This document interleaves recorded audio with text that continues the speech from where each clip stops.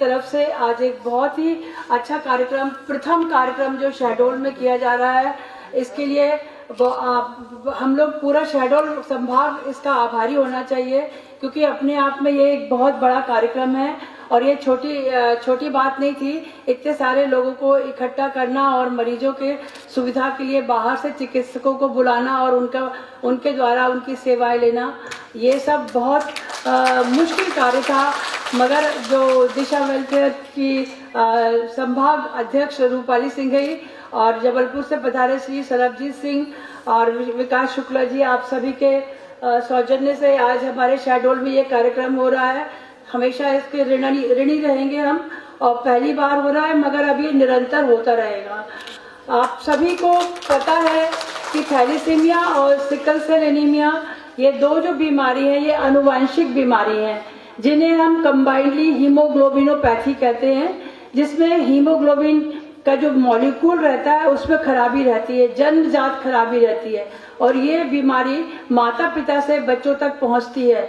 तो इस बीमारी के लिए हमें अगर अच्छे चिकित्सक और अच्छे काउंसलर की सहायता मिले तो आगे इस बीमारी के और मरीज पैदा होने से रोके जा सकते हैं। तो इसी तारतम्य में आज ये कार्यशाला हो रही है। आशा करते हैं कि आप सभी लोग, खास तौर पे आज जो हमारी आशा सहयोगिनी बहनें हैं यहाँ पर, उनका मुख्य दायित्व रहेगा कि वो फील्ड में जाकर इस बीमारी के बारे में भी लोगों को जानकारी दें, ताकि अभी तक जितने मरीज हैं उन पर रोक लग जाए अब, और भी बच्चे इस बीमारी के आगे ना जन्म सकें। इसके लिए हम निरंतर प्रयास करते हैं। सिकल सेल एनीमिया के लिए जो शासन की ओर से, मध्य प्रदेश शासन की ओर से प्रयास किए जा रहे हैं वो ये है कि अब हर गर्भवती महिला की सिकलिंग की जांच अनिवार्य हो गई है, और ये जिला चिकित्सालय शहडोल में निःशुल्क है। इसके लिए आपको कोई पैसे नहीं देना पड़ते और ये हर गर्भवती महिला की जांच होती है। उसके बाद जो वाहक निकलते हैं या जो बीमारी से ग्रसित रहते हैं उनकी काउंसलिंग होती है, और उनके होने वाले बच्चे का भी फिर सिकलिंग टेस्ट होता है, जिससे पता चलता है कि वह बच्चा सिकलिंग पॉजिटिव तो नहीं है। थैलीसीमिया के लिए अभी शासन के द्वारा, चूंकि ऐसा कोई कार्य मध्य प्रदेश शासन के द्वारा नहीं हो रहा है, मगर हम अपने स्तर पर और कई एनजीओ जैसे दिशा वेलफेयर एवं अन्य और भी एनजीओ हैं जो इस क्षेत्र में कार्य कर रहे हैं, जो यही बताते हैं कि थैलीसीमिया के लिए शादी से पहले थैलीसीमिया का ज्ञान, फिर संतान, मतलब पहले आप अपनी थैलीसीमिया की जांच कराएं, उसके बाद शादी करें, या बच्चे पैदा होने से पहले थैलीसीमिया की जांच कराएं, फिर बच्चे प्लान करें। अगर दो माइनर थैलीसीमिया माइनर हैं, दो लड़के और लड़की, तो कायदे से उनकी शादी नहीं होना चाहिए, और अगर वो शादी करते भी हैं तो उन्हें बच्चे पैदा होने से रोकना चाहिए। और चलिए अगर बच्चे पैदा हो भी जाते हैं तो गर्भावस्था के 20 हफ्ते के अंदर उन्हें अपने गर्भस्थ शिशु की जांच कराना चाहिए। अगर वो बच्चा थैलीसीमिया से ग्रसित है तो बिल्कुल उस बच्चे को इस दुनिया में ना लाएं, क्योंकि ऐसे जो बच्चे पैदा होंगे वो माता पिता के साथ साथ पूरे देश पर भी एक बहुत बड़ा बोझ देने वाले होंगे। साथ में माता पिता के लिए यह स्थिति बहुत ही कष्टदायक होती है, क्योंकि थैलीसीमिया और सिकल सेल एनीमिया का कोई परमानेंट इलाज नहीं है। इसके मरीजों का जीवन केवल और केवल ब्लड ट्रांसफ्यूजन या रक्तदान के ऊपर ही निर्भर रहता है। हम ब्लड बैंक में हैं, हम देखते हैं कि रोज प्रतिदिन कितने मरीज बेचारे इस बीमारी से ग्रसित आते हैं और उनको डेली ब्लड बैंक में ब्लड बैंक से ब्लड दिया जाता है। हमारा कर्तव्य है कि हम ऐसे बच्चों को निःशुल्क सारी सुविधाएं उपलब्ध कराते हैं।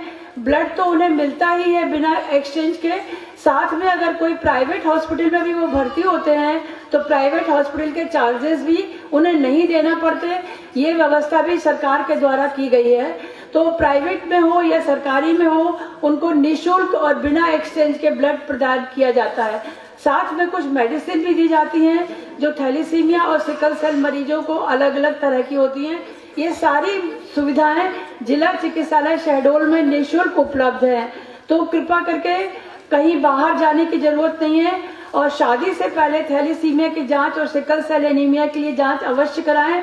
ये दोनों जांचें भी जिला चिकित्सालय की सेंट्रल लैब में निःशुल्क होती हैं और 7 दिन होती हैं। ऐसा कोई दिन भी नहीं है जिस दिन हम लौटाते हो मरीजों को। तो जो भी अब विवाह योग्य बच्चे हैं वो अभी सुन लें इस बात को और शादी से पहले ये जांच अवश्य कराएं, अपने परिवारों में भी कराएं। मैंने स्वयं अपने भतीजे भतीजियों की जांच करवाई, उसके बाद शादी करवाई थी उनकी। हालांकि परिवार वाले विरोध करते हैं, मगर हमारा फर्ज होता है कि हमें काउंसिल करके उन्हें ये वाली बात समझाना है। लोग कहते हैं परिवार में किसी को नहीं है तो नहीं होगी, नहीं, ऐसा नहीं है। परिवार में नहीं है, अच्छी बात है, मगर सिकल सेल और थैलेसीमिया कोई बताकर नहीं आता किसी परिवार में। तो अब आता है रक्तदान के बारे में कुछ चर्चा अवश्य करना चाहिए, क्योंकि हमारे थैलेसीमिया और सिकल सेल एनीमिया के बच्चों का जो जीवन है वो पूर्णतः रक्तदान पर ही निर्भर करता है। तो आप सभी से विनती है कि जो भी 18 से 65 वर्ष के बीच के हो, जिनका वजन 45 किलोग्राम से ज्यादा हो और हीमोग्लोबिन 12 ग्राम से ज्यादा हो, वो हर चौथे माह रक्तदान कर सकते हैं।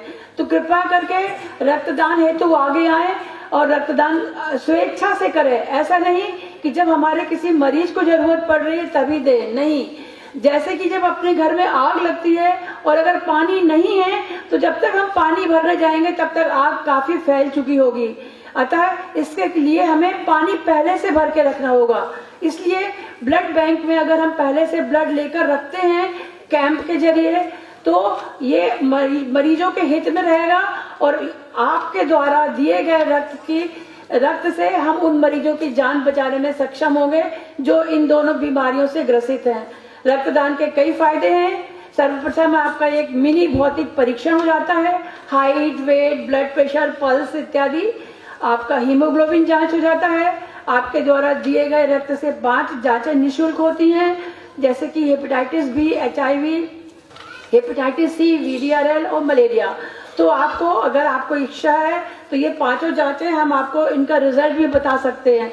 तो आपका ये नियमित रक्तदान करने से आपका कोलेस्ट्रॉल भी नॉर्मल रहता है। उससे आपको भविष्य में कभी भी ब्लड प्रेशर की बीमारी, हार्ट अटैक की बीमारी, ब्रेन हेमरेज, पैरालिसिस, लकवा इत्यादि की बीमारी की संभावना काफी कम हो जाती है।